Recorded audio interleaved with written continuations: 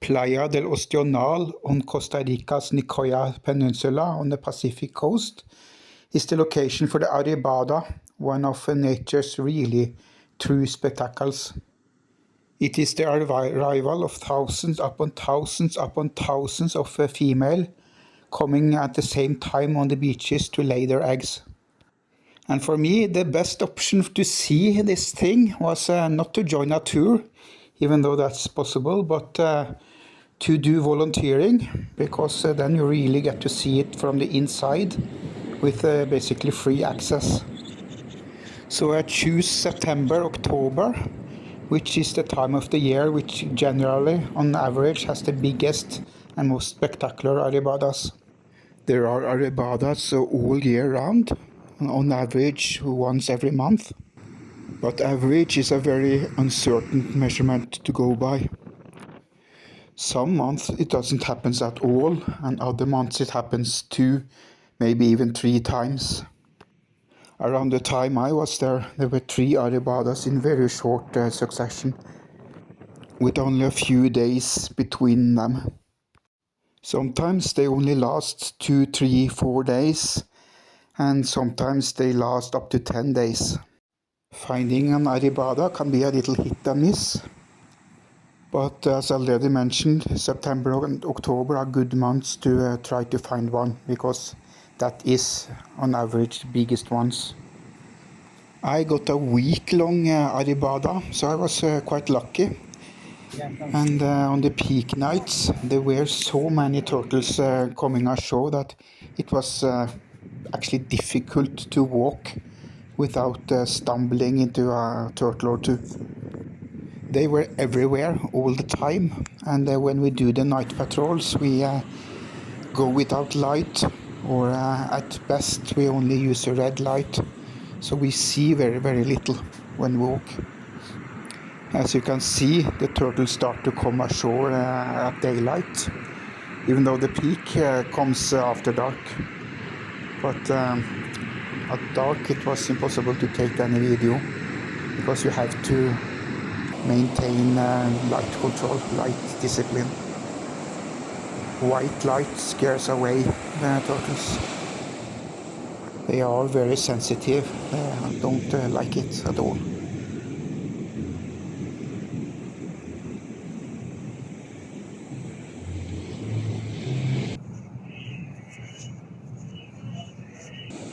This is a paradise for vultures, because the turtles often dig up the nests that was made by other turtles last night and disperse the eggs on the surface. The ground is literally packed with eggs. There are eggs everywhere. The sunsets in this place can be gorgeous, really stunning. So I always went down to see the sunset before work. We never see the sunset itself during turtle patrols, because we start after dark. This is a time of the day when you actually have the beach all to yourself, almost all to yourself, because the beach is closed for the general public. And the sunset hour is a time when you have the beach mostly to yourself, because at this time the beach is closed for the general public. People can walk there freely in daytime, but at this time during an arribada it is closed.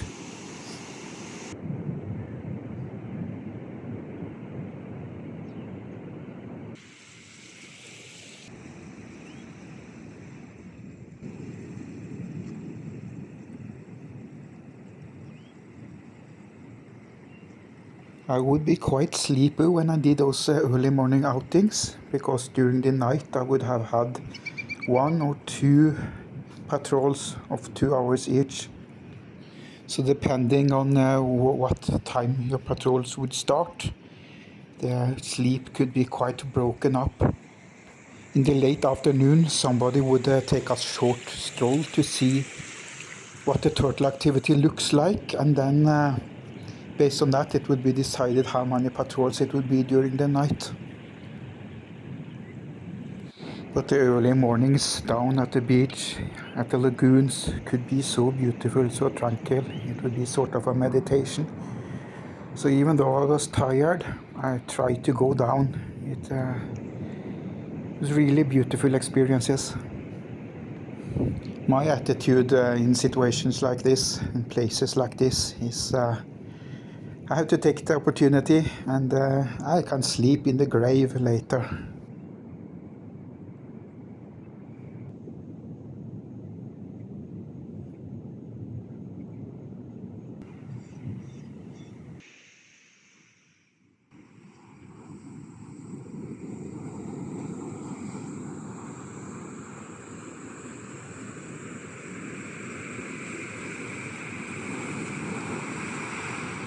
It's a beautiful beach, and you can walk here for many, many hours. Actually, you can walk in one direction for days. But it's also a treacherous place with there are riptides here, and there are a lot of underwater rocks you can be crashed into. So volunteers are forbidden to walk into the water, and the prohibition is so strong that if you are caught doing it, you'll be expelled from the project with no excuses. But we are allowed to go to the water edge when we can hear a turtle has been turned on his back and unable to come topside up again. Then they need help actually in order to survive. So every time we hear a disparate flipping sound on the water edge, we run down to flip over the turtle. And that is hand-on experience I did many times, and that too is, I would say, lovely fun. These turtles often weigh less than 40 kilos. The biggest one grows up to 50, but that's an exception. So flipping them topside up again is easy. And even though it's a moment of interaction, it's one of the very sweet moments, good memories from this place for me.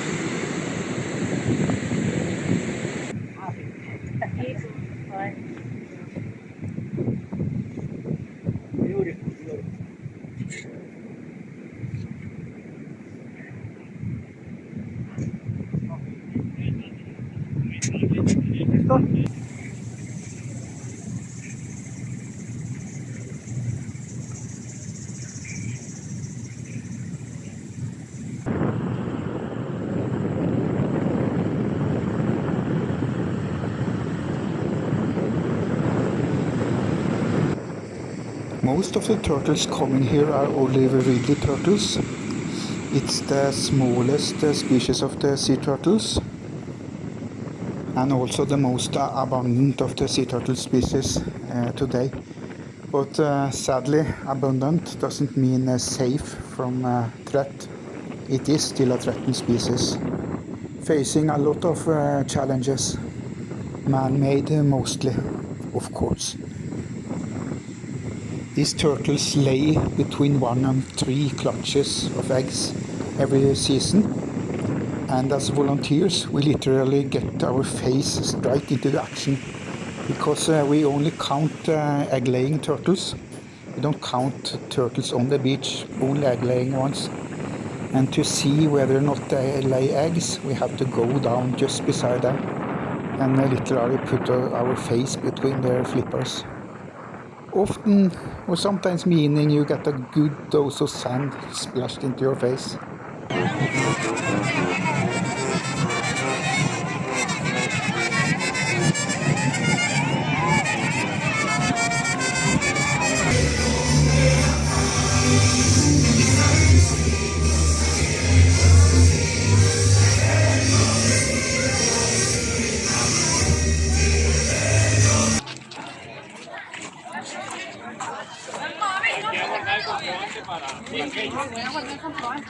Ese papi, qué buen cabrón.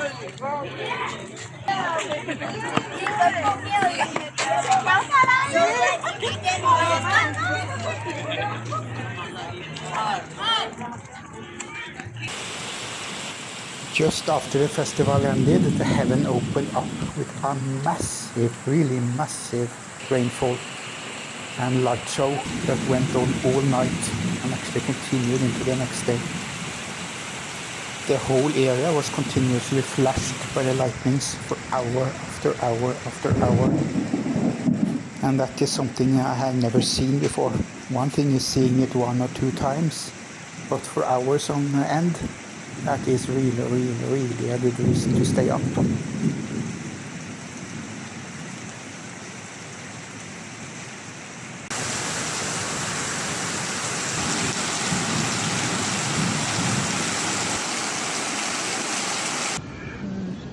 One of the nests in our hatchery showed no sign of life long after it should have hatched. So we dig up the nests to see what has happened to them and also to investigate what stage they are in. I put them in this line. Okay. Just in case if we find like blood or something, that would be a stage 1. So here, 2 or UD, you know, when the embryo is like completely deformed, with like little bones. Okay. Here, but I think most of these eggs look like there was no development at all. Maybe because of the humidity, you know, they look with fungus. And you can see like different colors, kind of like yellow, kind of like a pink here, purple. This is es un catastrofe. Sí.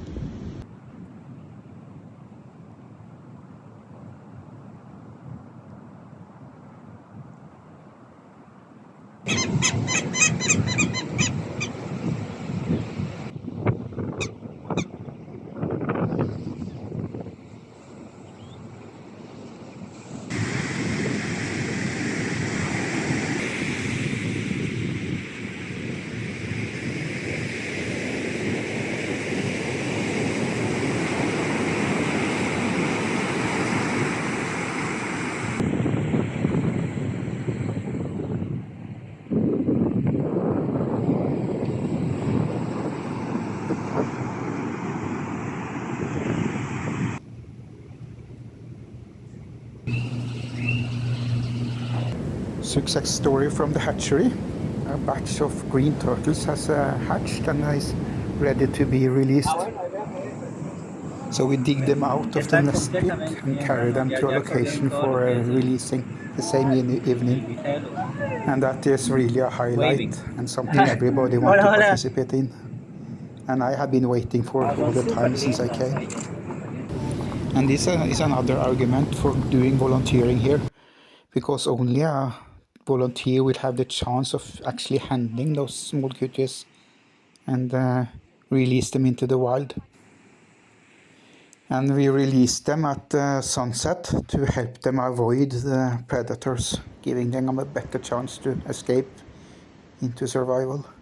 It's absolutely vital to make them do the walk to the water. If not, they will not get the imprint of their home beach and will not find their way back. One of the babies were in bad shape, so she tries to warm it up a bit and see if that can get the little thing started up. All the other turtles are safe away into the sunset, where they will live for many years before returning here. But prospect for this little cutie is very bleak. She tried one more time, but eventually we were ordered to just let it go and see what happens.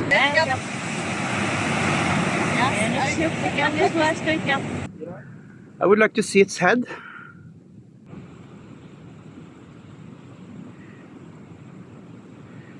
Try to see if I can help her out.